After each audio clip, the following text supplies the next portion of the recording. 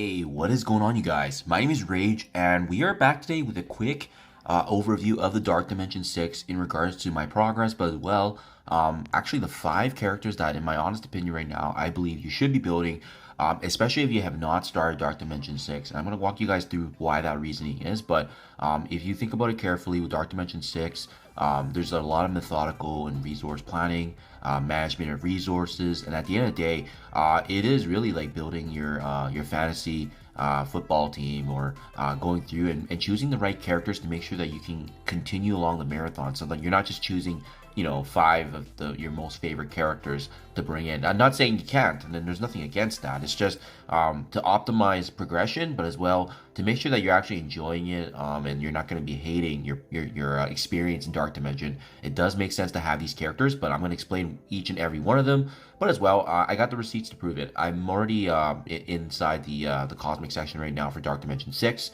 The videos are just waiting to be edited and uploaded, but I mean, I've been making really significant progress. So global's done, cosmic is almost done, and then I am segueing here into the city and non-legendary nodes. But having said that, guys, my focus will definitely be in the earlier section of Dark Dimension 6, so that way it does help you guys prepare as well.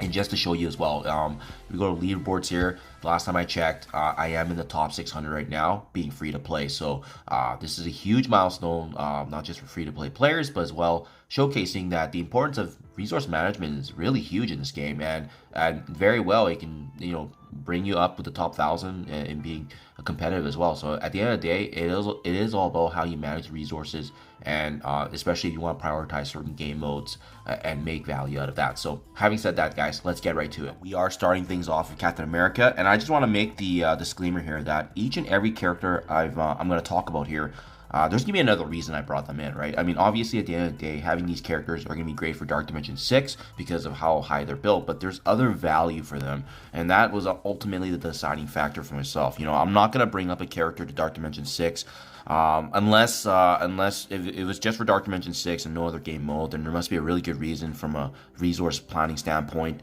or maybe a gear constraint. So having said that, Captain America absolutely fits everything that you need. Defense up, granting energy to the team, soaking up damage, being able to strip positive buffs, offense down, and as well being available so earlier on in the game. And what's icing on the cake is the fact that his rebirth team is in fact the meta right now for the bio section of the Incursion and Doom raid. So he has insane amount of value, and even right now they are my top 1, top 2 Cosmic Crucible defense team with that Room 2 bonus. Obviously, that's going to change in the future if you watch this video, if there's a new Cosmic Crucible season. But having said that, his value is immense for Dark Dimension 6. Also being a bio, you need some sort of protection. The global characters are going to have a hard time as it is, and it makes sense to have him in just because of the fact that he's available. A lot of folks will likely have him at a high red, high yellow stars, and he provides an insane amount of value given what his kit is and as well where he stands right now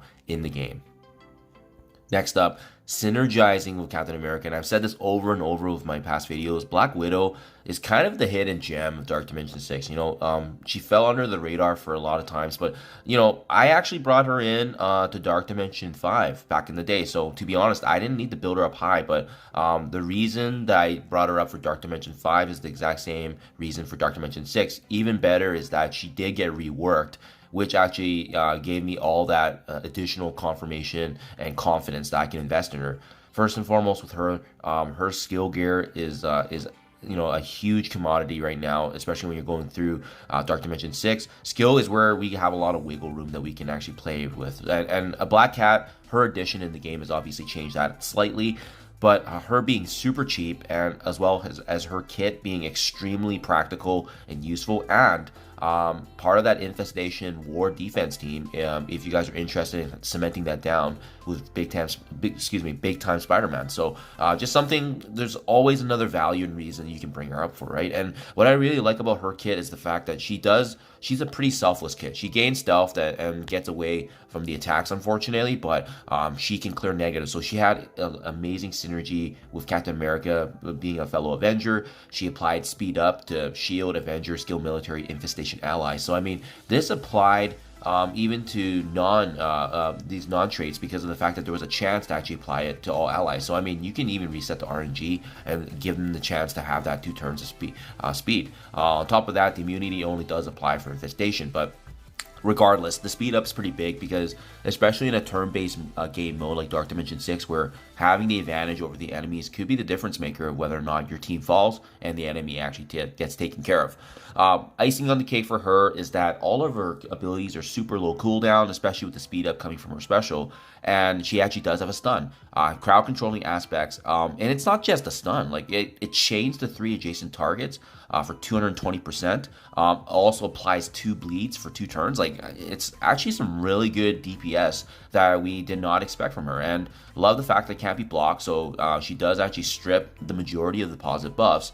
And speaking of positive buffs, even her basic ability, where she actually can copy and clear positive effects, excluding taunt.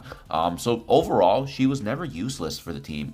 Being a cheap character, everyone assumes that, you know, they're not going to be at a lot of value, but I would argue that Black Widow played just as an important role as Captain America, and having that synergy together allowed me to have the advantage over my enemies in global. So that was absolutely huge. And again, like I said, I love the fact that they just reworked her with the Infestation team.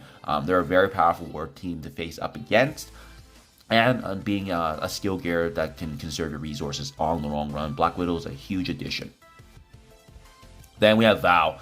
Okay, so Val's addition, everyone already knew the value of Val and what Val is going to bring to the table, absolutely hands down. So, I mean, not enough good things can be said. I think just the fact that the ultimate here can steal 10% and redistribute in Razor Dark Dimension, that's up to 25%.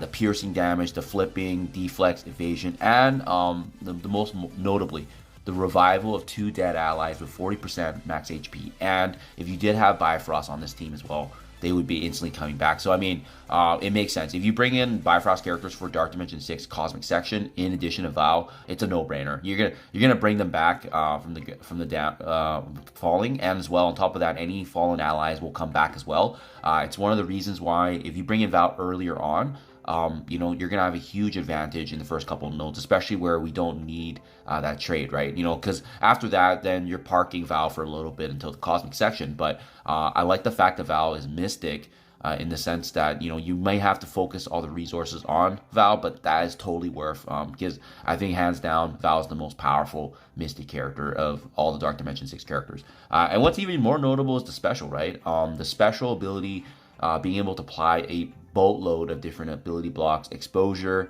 and you remember with the exposure mechanic for Val, any of your allies that do attack that exposed target, Val's going to be gaining energy. So I'm okay with Val's high energy cooldowns because it doesn't really matter. If you have a good team and they're constantly hitting the exposed target, they're going to be granting energy back to Val. And as well, as you can see, the ability block lasts for 2 full turns in Dark Dimension and Raid, and Val also being part of the current meta for the Mystic section of going through Incursion and Doom Raid. So it's just huge. The amount of value you're going to get for Val is insane. A hidden gem, again, being new to the game, bringing Val in is going to completely change your Dark Dimension 6 experience, especially with the revives, getting more attacks and so forth. It really does make sense. And Val alone can take care of 4 or 5 enemies by themselves just because the ability block can control them completely, which is absolutely huge. Unfortunately, the Mystic gear is something that we're all fighting over, especially in Dark Dimension 6.